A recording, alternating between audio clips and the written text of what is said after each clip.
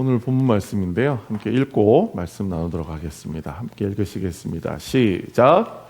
집 하인이 두 주인을 섬길 수 없나니 혹 이를 미워하고 저를 사랑하거나 혹 이를 중히 여기고 저를 경히 여길 것임이니라. 너희는 하나님과 재물을 겸하여 섬길 수 없느니라. 아멘. 오늘 본문 말씀은 누가복음 16장 1절부터 13절까지 말씀이에요. 공교롭게도 제가 초대교회에 와서 중고등부 예배를 드렸을 때 선생님들께 제가 한번 부탁을 드린 적이 있어요. 선생님들 혹은 학생 여러분, 저에게 궁금한 거나 물어보고 싶은 거 있으시면 익명으로 괜찮으니까 물어봐 주세요 라고 얘기를 했더니 어떤 분이 이런 질문을 보내셨어요. 누가복음 16장 1절에서 13절까지 있는 불의한 종에 대한 비유는 어떻게 이해해야 하나요? 제가 분명히 저도 읽긴 읽었는데 그때까지만 해도 이 비유가 뭔가 이상하다는 사실을 한 번도 생각해 본 적이 없었어요. 근데 그 말씀을 듣고 나서 이 본문을 읽었더니 신학 공부 헛했나? 라는 생각이 들더라고요. 왜 내가 이 말씀이 이렇게 이상하다는 걸 몰랐지?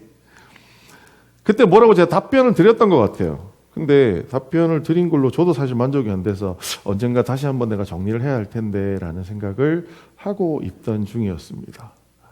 근데 제가 어떤 뉴스 하나를 보면서 갑자기 확 깨우쳤는데요. 여러분, 벌거벗은 임금님이라는 저 동화 아세요? 네, 그 못된, 저 임금님 자체가 좀 이렇게 드러내는 걸 좋아하는 임금님인데 못된 그 재단사 둘이 와가지고 임금님을 속이는 거죠. 그래서 착한 사람 눈에만 보인다고 하는 옷감을 가지고 멋지게 옷을 만들어서 임금님의 옷을 만들었다고 하면서 설마 착한 마음을 가지고 계신 임금님께 이 옷이 안 보일 리는 없다. 그랬더니 그 임금님이 자기 눈에는 분명히 안 보이는데 그 투명한 옷을 걸치고 거리 퍼레이드를 합니다. 근데 그랬더니 모두가 다 그냥 그런가 보다 하고 쏙닥거리고 있는데 딱 한 사람, 어린아이 하나가 툭 튀어나와서 임금님이 벌거벗었네요 라고 얘기하면서 임금님이 속았구나 라는 것을 알게 됐다. 이런 동화예요. 임금님이 벌거벗었네요 라는 소리를 저한테 치는 것 같았어요. 언제냐면 지금 여러분에게 보여드릴 이 뉴스를 보면서였었어요. 원래는 11일 날 뉴스였는데 어젯밤에 다른 뉴스가 하나 나와서 그 뉴스로 바꿨어요. 우리 한번 같이 뉴스를 보시겠습니다. 시청자 여러분의 소중한 제보로 만드는 당신이 뉴스입니다 시간입니다. 지난해 발전소에서 하청업체 노동자로 일하다 24살의 나이로 목숨을 잃은 고 김용균 씨 많이 기억하실 겁니다. 김용균 씨의 희생 이후에도 하청업체 노동자들의 열악한 현실은 달라지지 않은 것 같습니다.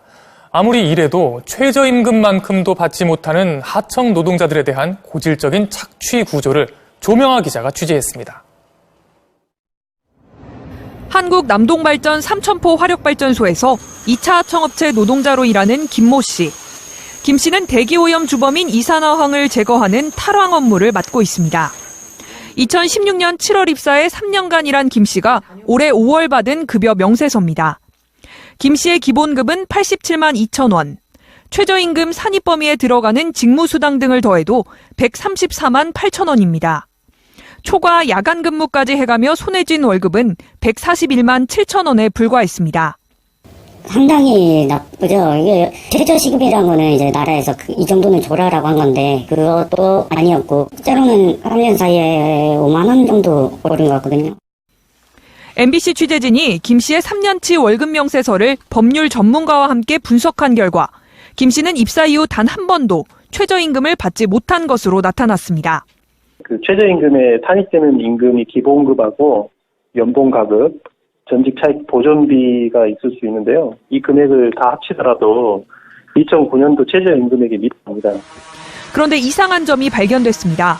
원청인 남동발전이 탈황 업무에 책정한 1인당 노무비는 546만 원이 넘었는데 이 업무를 하청에 재하청을 주면서 1인당 노무비가 368만 원으로 줄더니 결국 2차 하청업체 노동자에게는 최저임금도 안 되는 150여만 원만 남은 겁니다.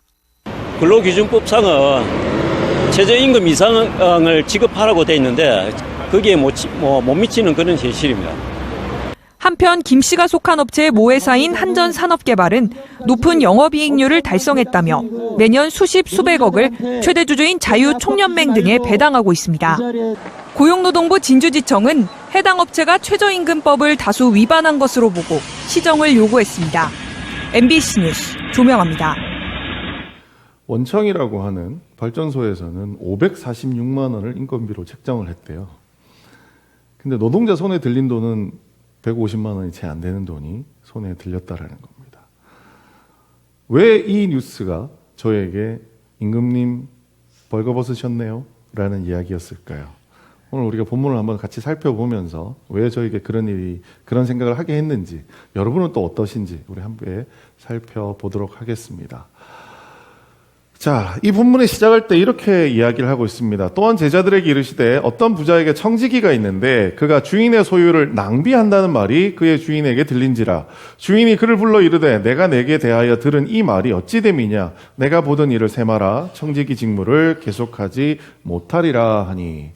여러분, 청지기라는 단어 요새는 잘 안 쓰는 단어입니다. 그래서 사실 잘 모르죠. 근데 굳이 아까 그 뉴스를 비교해 보자면 그 하청업체? 뭐 이렇게 생각하시면 돼요. 근데 이제 개인이다 보니까 청지기, 남의 돈을 대신 관리해주는 뭐 이런 역할을 하는 사람입니다. 그 청지기가 있는데 그가 주인의 소유를 낭비한다라고 되어 있고요. 이 낭비한다라는 이야기가 원어로 보면 흩어 뿌리다 뭐 이런 단어예요. 그래서 원래 목적에 제대로 사용하지 못했다 이제 이런 뜻이고요. 그래서 주인은 화가 난 나머지 이 청지기를 해고하게 됩니다. 그래서 주인의 돈을 제대로 관리하지 못했기 때문에 이 청지기를 쫓아내려고 하는 거죠. 자, 그랬더니 청지기가 이제 걱정이 되기 시작해요. 이제까지 내가 했던 게 뭐냐면 남의 돈 관리해 주는 게 자기 일이었는데 하루아침에 쫓겨나게 생겼어요. 어떻게 해야 될까 했더니 이렇게 얘기합니다. 우리 같이 한번 이 본문을 읽도록 하겠습니다. 시작. 청지기가 속으로 이르되 주인이 내 직분을 빼앗으니 내가 무엇을 할까? 땅을 파자니 힘이 없고 빌어먹자니 부끄럽구나. 내가 할 일을 알았도다. 이렇게 하면 직분을 빼앗긴 후에 사람들이 나를 자기 집으로 영접하리라 하고. 자, 퇴직을 하기로 한 그러니까 퇴직이 아니죠. 엄밀히 말하면 잘리는 거죠. 잘리게 된 이 청지기가 내가 무엇을 해야 될까? 퇴직하고 나서 잘리고 난 다음에 뭘 해야 될까 고민을 하는데 이미 마음속에 이런 게 있어요. 내가 나가서 막노동을 하자니 참 이제까지 돈 가지고 놀던 사람이 이게 또 그러기도 민망하고 그렇다고 누군가한테 빌어먹자니 또 부끄럽고 이게 어떻게 해야 되냐? 그러다 고민하다가 생각나는 방법이 있는데요. 자기가 백수가 돼도 회사에서 잘려도 다른 사람들이 자기를 좀 이게 자기 집으로 영접하리라라고 얘기하는 부분이 자기의 필요한 것들을 채워줄 수 있도록 만들 수 있는 방법이 있지 않을까라고 생각을 한 겁니다. 여러분 어떠세요? 퇴직하고 났는데 나는 회사에서부터 월급을 안 받는데 주변에 있는 다른 사람이 팍 나를 챙겨줘요. 그럼 좋지 않을까요?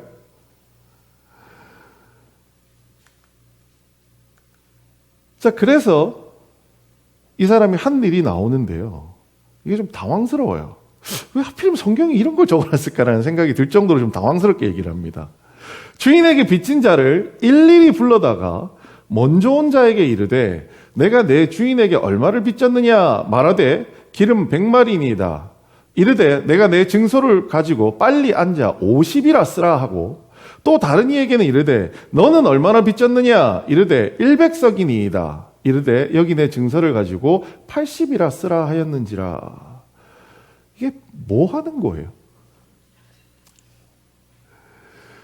주인의 돈을 가지고 기름 100마를 빌려줬는데 그 차용증에 분명히 빌려준 게 100마리니까 100마리라고 적혀 있을 거 아니에요. 근데 그 100마를 몇으로 바꾸라고요? 야, 50으로 바꿔라. 그럼 갚아야 될 돈을 얼마쯤 탕감해 준 거예요? 50%를 잘라준 거예요. 여러분 어떠시겠어요? 어느 날 은행 직원이 와가지고요. 저 주택담보대출 받으신 거 있으시죠? 네. 뭐 한 1억 되는데 빨리 5천만 원을 바꿔 쓰세요. 어떠시겠어요, 여러분? 이야, 조초 정도가 아니죠. 그렇게 자기가 관리했던 주인의 돈을 빌려갔던 사람들의 이 증서를 다 받아다가 이렇게 더 빚을 탕감해주는 일을 합니다. 그렇게 하면 여러분처럼 좋죠라고 하신 분들이 이 청지기가 쫓겨났을 때, 아이고 나한테 이렇게 은혜를 베풀어 준 사람이 쫓겨났으니 밥이라도 함께 사줘야지, 뭐 이러지 않겠냐라는 거죠. 그 마음으로 청지기가 이런 일을 했다는 겁니다. 근데 이게 문제가 뭐냐면 지금 여기 나와 있는 이게 정확하게 실제 법학하는 친구들한테 물어봤는데 그 예로 나온대요. 그 법률 쪽에서 얘기할 때. 자, 주인에게 빚진 자의 빚을 탕감시켜주고 인심을 얻었는데요. 이게 우리나라 대한민국 형법에 이런 게 있습니다. 제356조에 업무상 횡령과 배임 혐의가 있는데 업무상의 임무에 위반하여 제355조의 죄를 범한 자는 10년 이하의 징역 또는 3천만 원 이하의 벌금에 처한대요. 지금 저 사람이 한 일이 뭐냐면 업무상 배임입니다. 자기 업무를 해야 되는 걸 잘못해가지고 자기가 이득을 취한 것처럼 돼버리기 때문에 그래서 10년 이하의 징역, 3천만 원 이하의 벌금에 처한다는 거예요. 5천만 원 가지고 3천만 원 이하의 벌금을 내면 뭐 수지는 맞는 장사기는 한데 근데 생각해보면 그건 범법행위입니다. 그렇죠? 법에 저촉되는 행위예요. 그리고 양심적으로 생각해봐도 이게 윤리적으로 사실 자기 일을 위해서 자기 주인을 배신하는 거잖아요. 이건 뭔가 좀 잘못된 일이다라는 생각이 듭니다. 근데 여기 기가 막힌 거는 예수님 그 다음에 하신 얘기예요. 여기까지야 뭐 이런, 그래서 그놈에게 천벌을 내렸다 이러면 이제 쉽게 얘기가 끝날 얘기인데 그 다음에 예수님이 이렇게 말씀하세요. 같이 한번 읽어보겠습니다. 시작. 주인이 옳지 않은 청지기가 이를 지혜 있게 하였으므로 칭찬하였으니 이 세대의 아들들이 자기 시대에 있어서는 빛의 아들들보다 더 지혜로움이니라. 내가 너희에게 말하노니 불의의 재물로 친구를 사기라. 그리하면 그 재물이 없어질 때에 그들이 너희를 영주할 초소로 영접하리라. 뭐 하셨다고요? 여러분 여기 아멘이 나오세요. 업무상 배임 혐의, 횡령 배임 혐의를 저지른 사람한테 예수님이 칭찬하셨어요. 다른 얘기 빼자고요. 칭찬하셨어요. 이게 게다가 또 뭐라고 얘기하시냐. 칭찬의 정도가 아니라 지혜로운 일이에요. 이 세대의 아들들이 자기 시대에 있어서는 빛의 아들보다 훨씬 더 지혜롭대요. 이게 도대체 무슨 얘기일까요? 성경이 우리한테 야, 횡령을 해. 배임해. 그래서 먹고 살면 되는 거야. 라고 하는 거를 지금 가르치고 있는 것 같잖아요. 실제 여러분 인터넷에 가셔서 누가복음 16장 불의한 종의 비유 이렇게 딱 쳐보시면은요. 다 만나보실 거예요. 이게 성경에 나오는 몇 대 난제 중에 하나래요. 이해가 안 된대요. 신학자들도. 이 말을 도대체 어떻게 이해를 해야 되지? 그 다음 얘기는 더 기가 막힙니다. 지극히 작은 것에 충성된 자는 큰 것에도 충성되고 지극히 작은 것에 불의한 자는 큰 것에도 불의하니라. 너희가 만일 불의한 재물에도 충성하지 않으면 누가 참된 것으로 너희에게 맡기겠느냐. 너희가 만일 남의 것을 충성하지 않으면 누가 너희의 것을 너희에게 주겠느냐. 작은 것에 충성하는 게 이 맥락대로라면 업무상 배임하는 거예요. 업무상 횡령하는 거예요. 그게 충성하는 거예요. 불의한 재물도 횡령하지 못하면 누가 참된 것으로 너희에게 맡기겠느냐. 이게 무슨 말이에요? 이걸 도대체 어떻게 이해를 하고 어떻게 해석을 해야 되냐는 거죠. 여러분 누가복음 읽으시다 이 구절을 읽을 때 이상하지 않으셨어요? 저도 이상했어요. 주일학교 교사분께서 아마 교사분이 저한테 질문하셨던 걸로 기억해요. 익명이라고 했지만 아마 학생들이 질문했을 리는 없고 이런 난제를 저를 시험하시나 왜 이런 어려운 거를 저에게 질문하시나 강도사 된 사람한테 그만큼 고민이 되는 구절이었어요. 작은 것에 충성된 자, 작은 것에 불의한 자, 참 업무상 배임하는 것이 충성하는 것이라고 맥락상으로 읽을 수밖에 없는데 이걸 도대체 어떻게 이해를 해야 될까? 자, 그리고 오늘 우리가 읽었던 본문이 나옵니다. 집 하인이 두 주인을 섬길 수 없나니 혹 이를 미워하고 저를 사랑하거나 혹 이를 중히 여기고 저를 경히 여길 것이니라. 너희는 하나님과 재물을 겸하여 섬길 수 없느니라 라고 얘기가 되어 있어요. 저는 사실 1절부터 13절까지 읽어오는데 아까 어떤 행위를 했더라라는 것까지만 이해가 됐고요. 그 뒤에 예수님의 평가나 13절까지 하나도 이해가 안 됐어요. 이게 누가 성경을 나중에 이렇게 뒤죽박죽 썼다 보니까 이게 잘못 옮기셨나? 별별 고민을 다 해봤어요. 그런데 사실은 누가복음 16장의 이 불의한 종에 대한 비유를 이해할 수 있는 힌트가 다름 아닌 이 13절에 들어있었어요. 뭐를 할 수 없다고요? 두 주인을 섬길 수 없대요. 특별히 하나님과 재물을 겸하여 섬길 수 없대요. 이게 이 메시지 전체를 이해하는데 우리에게 줬던 그 딜레마를 해결하는 열쇠라는 사실입니다. 왜 이게 열쇠인지 잠깐 제가 보여드리겠습니다. 자, 지금 청지기는 누구로부터 일을 받은 사람이죠? 주인, 하나님으로부터 일을 받은 사람이에요. 이 비유를 굳이 따져보자면 하나님으로부터 어떤 것을 일을 위탁받은 거예요. 무슨 일을 위탁받았어요? 재물을 관리하라는 위탁을 받은 겁니다. 그런데 청지기 머릿속에는 하나님도 중요하지만 재물도 중요해요. 그러다 보니 청지기 머릿속에는 두 가지 명령이 공존합니다. 첫 번째, 재물이 주는 명령이 있어요. 아껴서 더 많이 모아주세요 라는 명령이에요. 그렇죠? 여러분 재물 그렇게 하시잖아요. 아껴서 많이 모으겠다라고 생각을 하시죠. 자, 반면에 하나님이 청지기에게 하셨던 명령, 하나님이 우리에게 하셨던 명령 뭔가요? 금요 철회 때 말씀드렸는데 두 가지 딱 하면 하나님 사랑, 이웃 사랑인데 하나님을 사랑하는 것은 하나님의 매일 예배드리고 이런 게 아니라고 제가 말씀드렸어요. 진짜 우리에게 주신 명령은 이웃을 사랑하라고 하신 명령밖에 없어요. 자, 그런데 13절에서 얘기하길 뭐라고 했냐? 우리는 두 주인을 섬길 수 없대요. 자, 둘 중에 누구 여러분 빼실래요? 하나님 빼실래요? 재물을 빼실래요? 하나님 빼실 분? 안 계시죠? 누가 손 든 것 같은데? 자, 그래도 예배 시간이니까 우리는 뭘 뺀다? 재물을 빼겠죠. 자, 그러면 이제 우리가 관계 정립을 해야 돼요. 하나님과 청지기와 재물 사이의 관계는 어떻게 될 것인가? 라는 거죠. 오늘 우리의 상황으로 돌이켜놓고 보자고요. 나와 하나님과 재물의 관계에 있어서 여러분은 어떻게 생각하세요? 내가 번 돈은 내 노력의 결과다. 아니다. 내가 벌었지만 하나님께서 주신 것이다. 여러분 어떻게 생각하세요?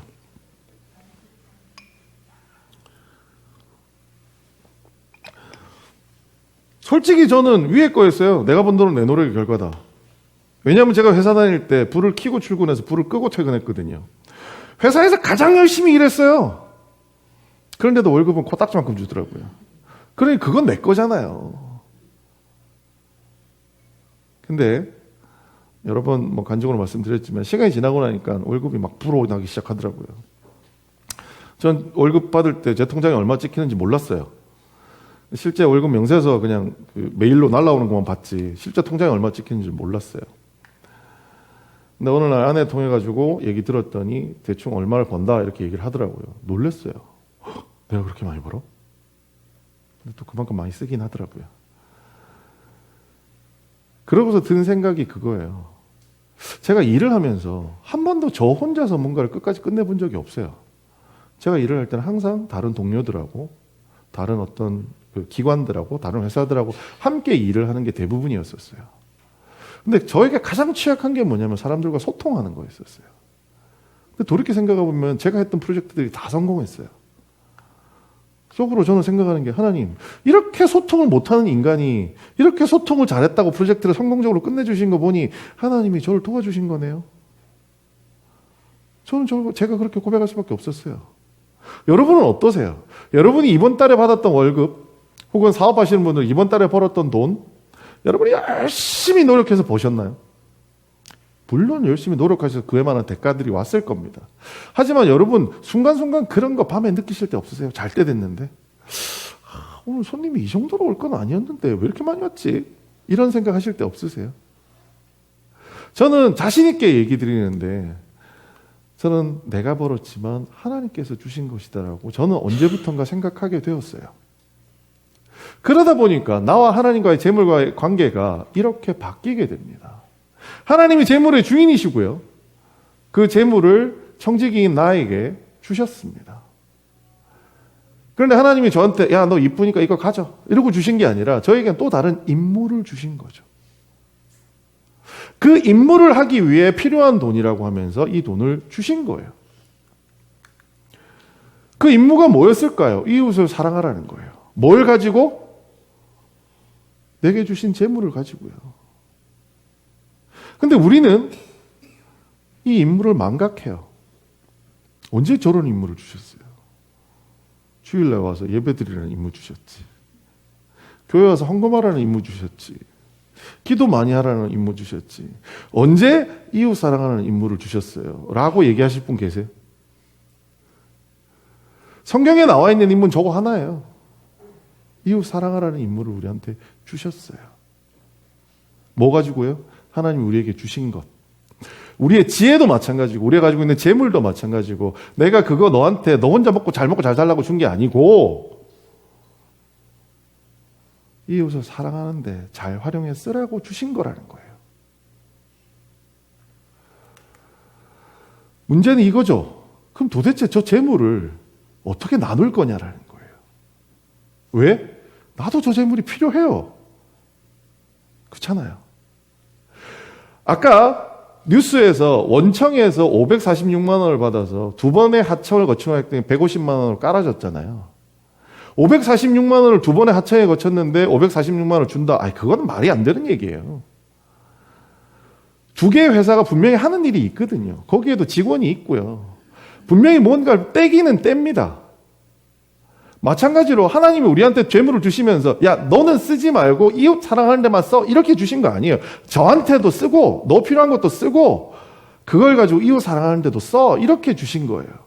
그런데 하나님이 우리에게 물질을 주시면서 물질에 대하는 태도로 주셨던 아주 중요한 단어가 있어요. 여러분이 매일같이 외우는 단어예요. 예수님께서 알려주신 재물사용법 첫 번째, 같이 읽어보겠습니다. 시작. 오늘 우리에게 일용할 양식을 주시옵고. 마태복음 6장 11절입니다. 여러분 이거 매일 외우시죠? 주기도문 할 때 오늘날 우리에게 일용할 양식을 주옵시고. 일용할 양식이 뭐죠? 일용할 양식. 오늘 먹을 거예요. 오늘 먹을 거. 하나님께 구하는 게 뭐냐면 하나님 오늘 먹을 건 주셔야 돼요. 라고 하는 거예요. 그런데 재밌게 성경 속에는 이 일용할 양식에 또 하나의 용법이 있습니다. 우리 같이 한번 읽어보겠습니다. 시작. 내 형제들아, 만일 사람이 믿음이 있노라 하고 행함이 없으면 무슨 유익이 있으리요? 그 믿음이 능히 자기를 구원하겠느냐? 만일 형제나 자매가 헐벗고 일용할 양식이 없는데 너희 중에 누구든지 그에게 이르되 평안히 가라, 덥게 하라, 배부르게 하라 하며 그 몸에 쓸 것을 주지 아니하면 무슨 유익이 있으리요? 이와 같이 행함이 없는 믿음은 그 자체가 죽은 것이라. 아멘. 일용할 양식을 뭐 할 때 쓰라고요?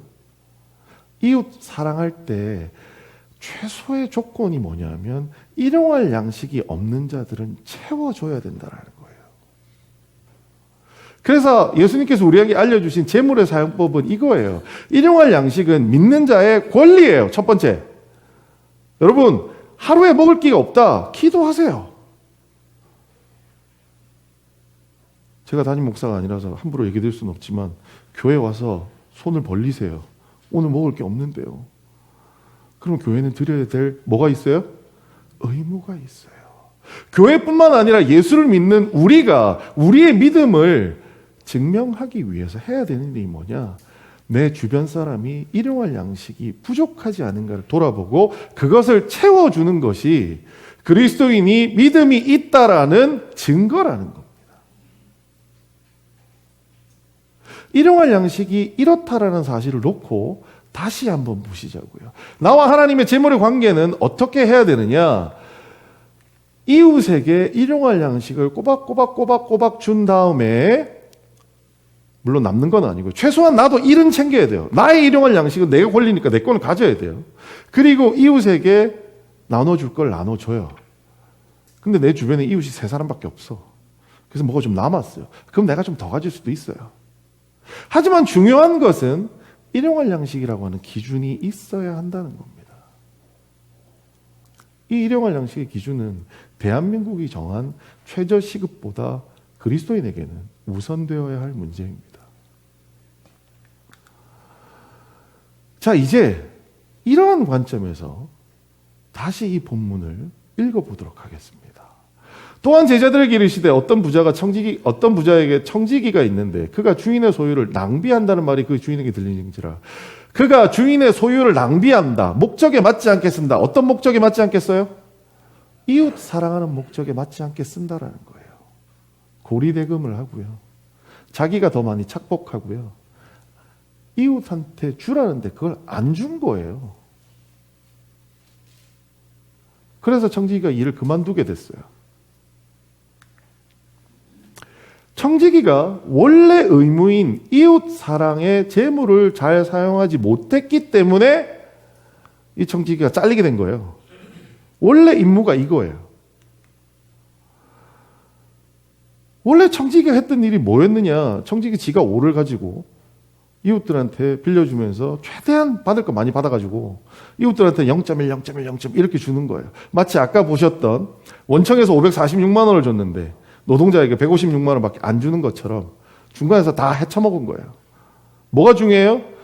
노동자가 가져가는 게 중요한 게 아니고 일단 내가 얼마나 부자가 될 수 있느냐. 그게 더 중요한 거예요. 그리고 줄 수 있는 한 최소한으로 줘요. 그게 그들의 일용할 양식이 될지 말지에 대한 생각도 없이. 자, 그런데 일을 그만두게 된 청지기가 하는 일을 한번 보자고요. 원래 자기가 줬던 돈을 자기가 어떻게 보자면 뺏은 돈이죠. 빚이니까 갚아야 되는 돈이잖아요. 그 돈을 50%씩 다시 다 돌려주기 시작해요. 그렇죠? 이거를 모양을 다시 바꾸면요. 이렇게 됩니다. 원래는 똑같이 가져가는 이런 구조였다면 가장 좋은 게 청지기가 이제 그만두고 잘리게 돼요. 그럼 청지기는 가져가는 돈이 얼마예요? 빵원이에요. 빵원. 청지기는 하나도 못 가져가요. 근데 자기가 못 가져가는 부분들을 다 어떻게 해요?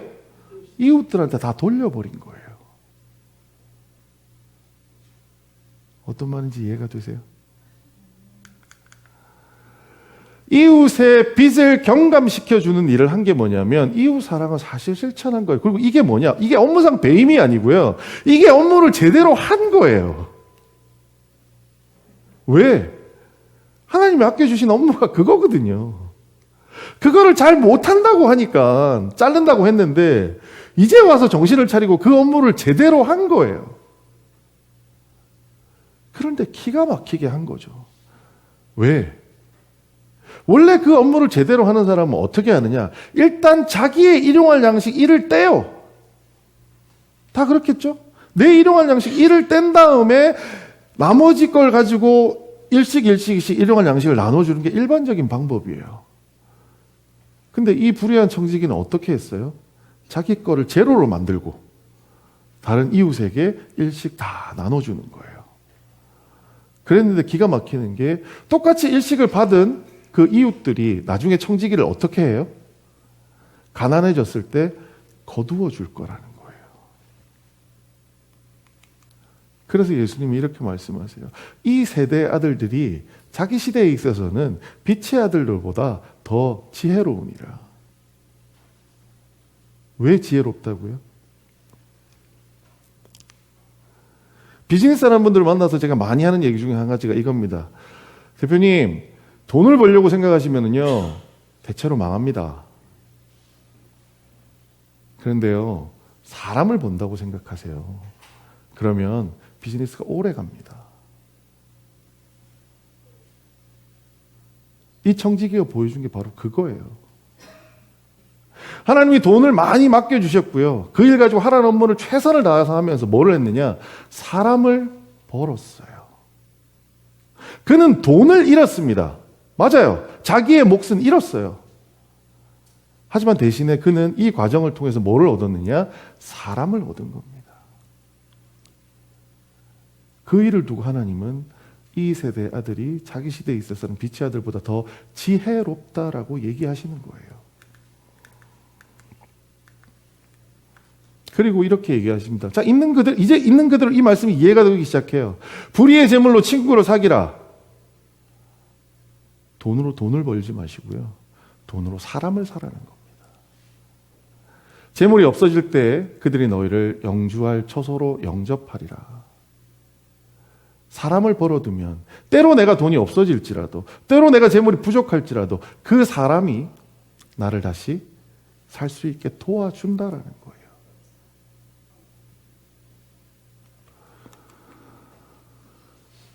그럼 그 다음 얘기도 너무너무 쉽게 이해가 됩니다. 지극히 작은 것에 충성된 자는 큰 것에도 충성되고, 지극히 작은 건 뭐요? 재물 따위에, 예? 재물 따위에 충성해서 임무에 맞게끔 이 재물을 잘 쓴 거예요. 그럼 하나님은 재물보다 더 큰 것도 우리에게 맡겨주신다라는 거예요. 불의한 재물에 충성하지 않으면 누가 참된 것으로 너에게 맡기겠느냐? 불의한 재물, 참된 건 뭐죠? 하나님 우리에게 진리를 맡겨주신다라는 거예요. 우리에게 복음을 맡겨주신다라는 거예요. 저는 이 부분을 읽으면서 참 안타까웠어요. 서울에 있는 모 교회가 몇천억짜리 성전을 지었다가 얼마 전에 법정에 소송에서 졌어요. 문제가 됐습니다. 철거해야 된대요. 뭐 실제 철거가 될지 어떨지는 모르겠습니다만 그 뉴스를 보는 사람들이 뭐라고 얘기할까요? 그들은 그 돈을 가지고 엄청난 재물과 같은 성전을 가졌을지는 모릅니다. 세계에서 제일 커요. 저 가봤거든요. 엄청납니다.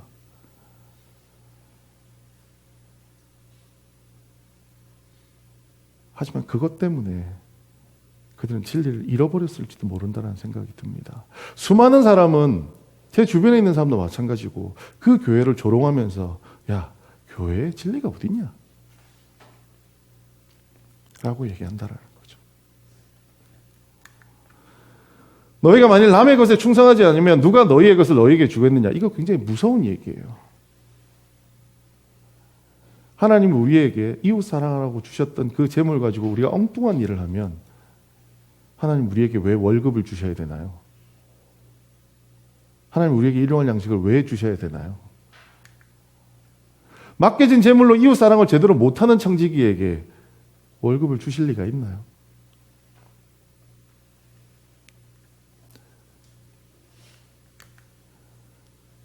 이 13절이 이 본문을 이해하는 키워드였습니다. 그리고 정말 고백해야 되는 부끄러운 저의 고백 중에 하나가 이 본문이 이해되지 않았던 저 역시 두 주인을 섬기고 있었던 사람이라는 겁니다. 하나님을 섬기고 재물은 하나님 밑에 있는 겁니다라고 이야기했지만 저 역시 제 마음속에는 하나님하고 똑같이 재물도 중요하게 생각한 사람이라는 거죠. 하나님이 나에게 준 임무가 무엇이든 적어도 돈이 나에게 준 임무도 고려하지 않을 수는 없다라고 생각했다라는 거죠. 이 본문의 해석에 문제가 있었던 이유는 우리 모두가 두 주인을 섬기는 자이기 때문입니다. 아마 여기 계신 분 중에서 이 본문이 이상하게 느껴지셨던 분들, 처음에 제가 이 본문을 따라가면서 이상하지 않나요? 라고 했을 때 격하게 공감하셨던 분들, 우리는 사실은 다 두 주인을 섬기고 있는 사람이었습니다.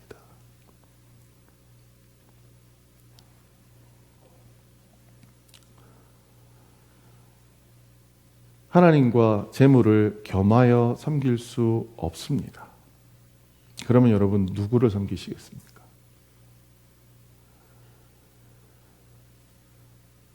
예배 시간에 질문하면 당연히 하나님을 섬긴다라고 하실 거예요. 하지만 돌아가서 통장을 쳐다보고 카드 명세서를 쳐다보며 여러분 스스로에게 한번 물어봐 주십시오. 하나님을 섬기시겠습니까? 재물을 섬기시겠습니까? 이 시대는 일용할 양식이라는 그 단어 자체가 너무너무 힘이 듭니다. 이해하기가. 왜냐하면 밥을 한 끼 먹어도 5,000원짜리 밥도 있고요. 제가 먹어본 밥 중에서 제일 싼 게 저기 탑골공원 앞에 가면 3,500원짜리 밥이 있습니다. 맛있어요. 그리고 제가 차마 먹어보지 못했던 밥 중에 아주 놀라운 식당의 밥이 있습니다. 점심 한 끼가 45만 원. 1인분이에요. 한 상이 아니에요. 1인분에. 저녁을 먹으면 100만 원대로 올라갑니다. 친구가 뉴욕 가서 스테이크 하나 먹고 왔는데 영수증을 보여주는데 잘못 읽었어요. 70불인 줄 알고. 스테이크가 700불이에요. 자, 우리가 생각하기에 일용할 양식 700불씩 3 곱하면 하루에 250만 원 정도 필요해요. 그렇죠? 사실 일용할 양식을 판단하기가 쉽지 않은 시대입니다. 그런데 우리 거꾸로 이렇게 생각해 보시자고요. 우리는 일용할 양식이 없는 사람에게 그 일용할 양식을 채워줄 의무가 있는 사람입니다. 우리에게 일용할 양식이 250만 원이라면 그들에게도 일용할 양식은 250만 원이어야 합니다. 여러분 그렇게 인정하실 수 있나요? 똑같은 관점으로 예수님이 하나님이 우리에게 말씀하셨습니다. 그건 너희의 권리이자 너희의 의무야. 우리의 버는 걸 가지고 절충점을 찾아야 합니다. 그건 개인적으로 다르실 겁니다. 그리고 나의 미래를 위해서 혹은 내 자녀를 위해서 조금씩 저축도 하셔야 돼요. 하지만 이 본문을 통해서 우리가 꼭 기억해야 될 것은 진짜 내 주변에 일용할 양식이 없는 사람이 없을까를 돌아볼 수 있어야 된다는 겁니다. 요즘 다 생각하시기 그러잖아요. 대한민국 복지국가가 돼가지고 다 있어. 아니요. 생각 외로 사각지대 많습니다. 오죽하면 사회복지전공한 친구들이 과로로 죽을까요? 교회가 해야 할 일을 그들이 하고 있는 겁니다. 예수 믿는 자들이 해야 할 일을 그들이 하다 보니, 교회가 직무태만 하다 보니, 예수 믿는 자들이 직무태만 하다 보니 사회복지 전공한 친구들이 일이 너무 많아서 자살하는 친구들이 나와요. 제일 부자 동네라고 하는 성남에서만 3-4명이 죽었습니다. 여러분 꼭 이 말씀 기억하셔서 나의 일용할 양식을 생각하기 앞서서 먼저 내 이웃의 일용할 양식은 어느 정도 되어야 할지, 그게 없어서 굶고 있는 자들이 없는지 돌아볼 수 있는 초대교회 성도 여러분들 되셨으면 좋겠습니다. 말씀을 정리하겠습니다. 재물은 더 이상 우리의 주인이 돼서는 안 됩니다. 그러실 거죠? 집에 가셔서 꼭 다시 한번 생각해 보세요. 자, 우리는 하나님께서 이웃 사랑하라는 업무를 위해 재물을 위탁받은 청지기입니다. 여러분 인정하세요? 여러분이 가지고 있는 이번 달 통장에 찍혔던 그 돈이 내가 정말 뼈 빠지게 열심히 일해서 순전한 내 노력에 대한 대가로 들어오셨다고 생각되는 분이 있으시다면 그냥 쓰세요. 하나님 은혜가 아직 부족해요. 저처럼 살다 보면요, 하나님의 그런 은혜를 만나면 누가 옆에 와서 강요하고 제 같은 사람이 앞에 나와서 설교 안 해도요, 자기 스스로 고백하게 됩니다. 세 번째, 이거 잘 관리하면요, 더 큰 것도 맡겨주십니다. 전 이거 보면서 요즘 그런 생각이에요. 80년대 저희 아버지 목회하실 때 저에게 교회는 엄청난 기적들이 여기저기에서 벌어지는 곳이었었어요. 특정한 교회에서만 있는 곳이 아니었었어요. 근데 요즘은 기적이 사라진 시대입니다. 저 왜 사라졌을까 생각했을 때 이것과도 꽤 연관이 있는 것 같아요. 그때만 해도 교회가, 여러분 성미 아세요? 성미? 쌀 모아서 다 놔두면 배고픈 분들 그냥 퍼가지고 가시면 돼요. 일용할 양식을 채워주는 곳간이 교회였던 거죠. 근데 이제는 그 역할들을 교회가 일부 교회는 하고 있지만 많은 교회가 안 하고 있습니다. 그러다 보니 그런 부분들 때문에 하나님이 우리에게 큰 것을 이제는 안 맡겨주시는 게 아닐까라는 생각도 하게 되었습니다. 하지만 무서운 건 이거죠. 우리가 이 업무를 제대로 하지 못하면 우리의 일용할 양식도 함께 사라져 버릴 수 있다라는 겁니다. 우리의 일용할 양식을 위해서라도 우리 주변에 일용할 양식이 부족한 자들에게 눈을 돌려서 그들을 한번 기억하시고 그들을 보살필 수 있는, 하나님이 우리에게 주신 은혜는 그 정도의 여유를 가질 수 있게끔 우리에게 해주시는 거라 믿습니다. 오늘 우리가 가진 돈이 일용할 양식으로 부족하다고 생각되시면 좀 더 구하세요. 전 그런 부분들은 주실 거라고 생각합니다. 저는 부끄러운 고백을 하자면요, 한 10년 전에 저희 아들이 태어났을 때, 아들, 딸이 태어났을 때, 그때 이제 회사에서 월급 잘 받을 때였으니까 뭐라고 생각했냐면, 태어남과 동시에 통장을 만들어서 아들과 딸 명의로 적금을 부어야지라고 생각을 했어요. 그래서 이 친구들이 독립할 때 되면 그 돈을 줘야겠다. 20년을 부으면 2억이더라고요. 한 달에 100만 원씩 분다고 치고. 여러분, 서울에 요즘 집값 얼마인 줄 아세요? 10억은 넘습니다. 일단 기본적으로. 제가 20년을 부어서 애들한테 줄 수 있는 돈이 2억밖에 안 돼요. 물론 2억도 아주 큰 돈입니다만. 그래서 어느 때부터인가 생각을 바꿨어요. 돈을 주지 말자. 괜히 슬퍼지겠다. 그 돈 받은 애들이 나한테 그러겠다. 아빠 이거밖에 안 줘? 차라리 내가 잘하고 있는 습관들과 내가 잘 맺어둔 인맥들을 차라리 우리 아들과 딸한테 선물하는 게 돈 2억보다 훨씬 낫겠다. 그리고 그 돈 2억, 모을 그 돈 가지고 내 주변에 있는 좋은 친구들한테 많이 베풀면서 써야겠다. 사람을 사야겠다. 라고 생각을 바꾼 적이 있습니다. 여러분은 어떠세요? 돈으로 돈을 사면 이자밖에 못 버는데요. 돈으로 사람을 사면 훨씬 더 큰 것을 벌 거라고 믿습니다. 이 말씀 꼭 기억하시면서 우리 한 주 또 살아가는 이번 주 되셨으면 좋겠습니다. 기도하시겠습니다. 사랑이 많으신 아버지 하나님, 은혜를 감사합니다. 하나님, 너무나 어려운 말씀이었습니다. 하나님, 도저히 이해가 안 되는 얘기였습니다. 세상에 예수님께서 우리에게 업무상 배임을 저지르라니요, 그것이 지혜롭다니요. 하지만 이 말씀을 이렇게 묵상하고 나서 하나님 앞에 회개합니다. 하나님, 나는 두 주인을 섬기는 자였습니다. 나는 하나님을 섬긴다고 하면서 재물도 섬기는 자였습니다. 그래서 내 눈이 가리워져서 이 말씀이 무슨 말씀인지 제대로 이해하지 못했습니다. 하나님, 내 일용할 양식은 커야 된다고 생각하고 내가 채워줘야 할 그들의 일용할 양식은 외면했음을 고백합니다.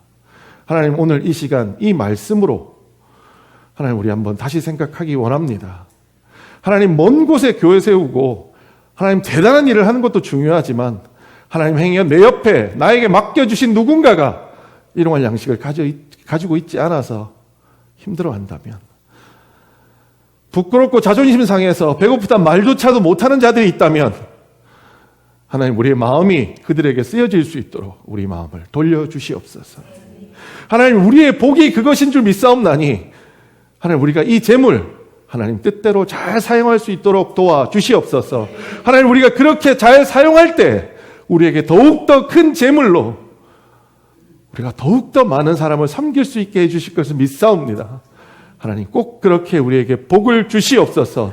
그리고 우리가 그 복에 합당하도록 삶을 살아가는 저희들 될 수 있도록 주님 도와주시옵소서. 모든 말씀 예수님 이름으로 기도드렸습니다. 아멘.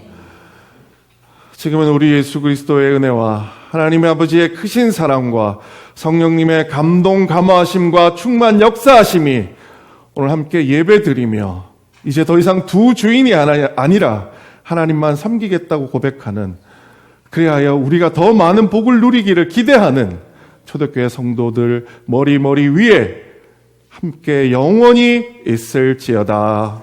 아멘.